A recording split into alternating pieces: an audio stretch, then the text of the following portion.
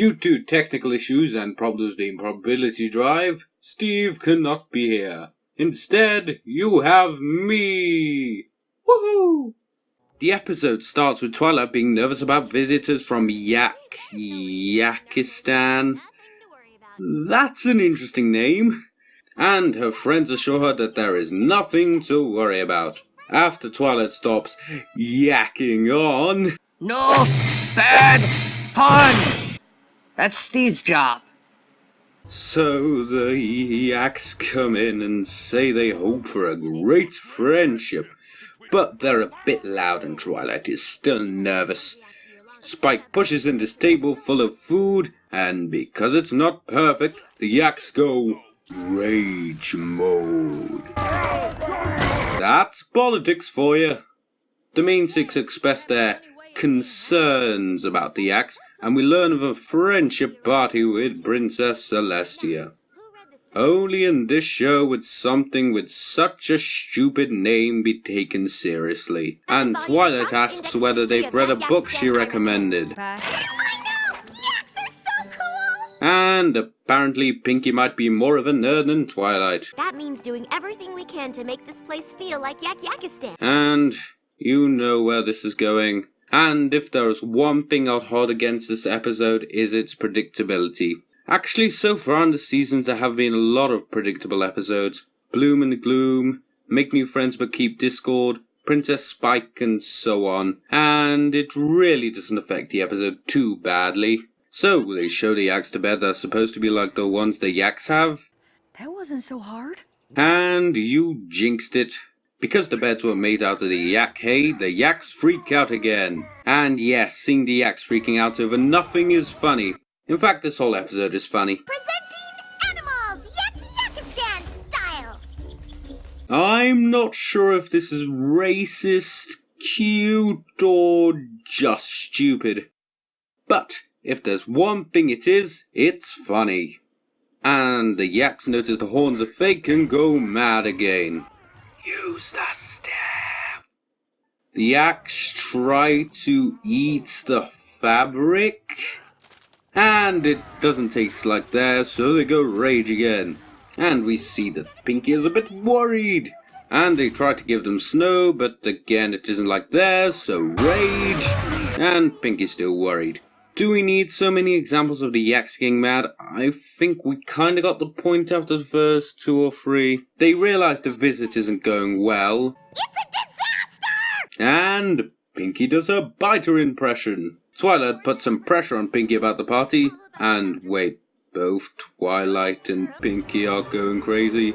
Run! Run for your lives! Run to the farthest reaches of Equestria! Run to Yakistan. And the others are reassuring her. That's what I do when I'm not nervous! And apparently this turned into .mov. It looks like someone decided to mix party of 1 and lesson 0 and add in more interesting faces. Excuse me for a second. Well, she's still freaking out, and she decides to go to Yakistan to see what's like there, so she can throw the perfect party. Gummy, you're a genius. And what of the poor gator, head forever hornless? Next week in the Head of Gummy. So they discover that Pinkie's gone, and through falling Gummy, find a note that says Pinkie will be back in time for the party. And Twilight's freak-out meter is slowly rising. The cake they give the Yaks is not perfect, so again they rage. You know, maybe the Yaks shouldn't have hired Ironwell as their head of education. Know what I mean? Yes, social services. There's a crazed lunatic on the train. And her train has been stopped by sheep. Pinkie meets Cherry Jubilee. I need help. I already told you, Pinkie, the people from rehab are on their way. All joking aside, that was quite funny. Cherry offers her a ride, but she warns her that the stallions and her are tired because they've been counting cherries all night. 1 cherry. 2 cherry. What did I say about puns? While she's narrating again, Cherry goes to sleep and so do the stallions pulling the cart. And the ravine is coming.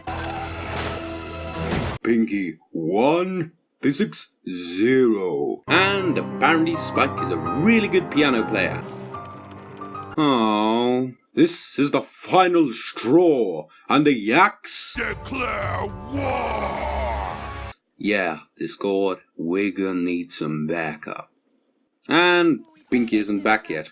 She is in the Crystal Empire with Princess Cadence, and she may or may not have had an afternoon-long adventure.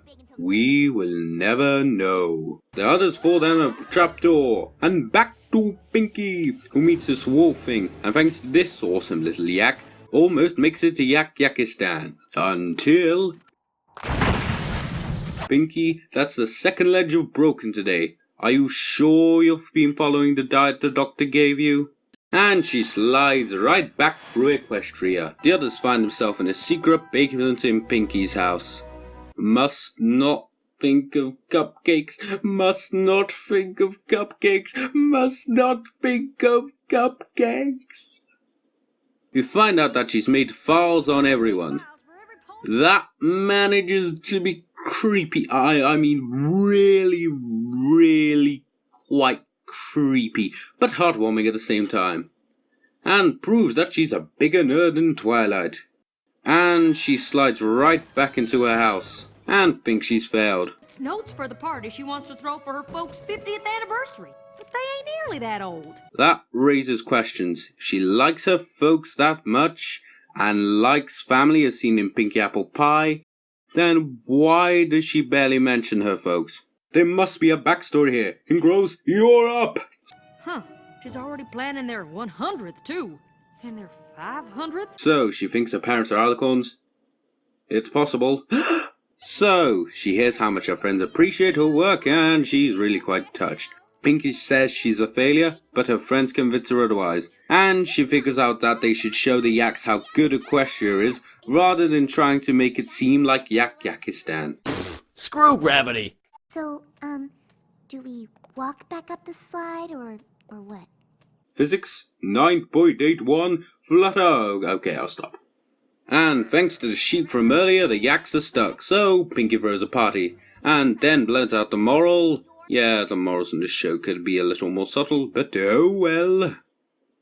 So the Yaks and ponies become friends, Celestia says she's impressed with Twilight, and the episode ends with a hug. A really big hug. So that was Party Pooped. It was a good episode. A bit predictable, and the examples of the Yaks going mad perhaps didn't need to go on for so long. The Yaks themselves were kinda bland, really more of a plot device than characters. But that doesn't really affect the episode. But the episode was really quite funny and had its touching moments. I am SkyComet. And I approve of this episode. Yay! Brains, I'm all right. I'll eat the brains till the sound goodbye. Sure, they might think it's deranged, but they won't give it a thought after I've eaten their brain.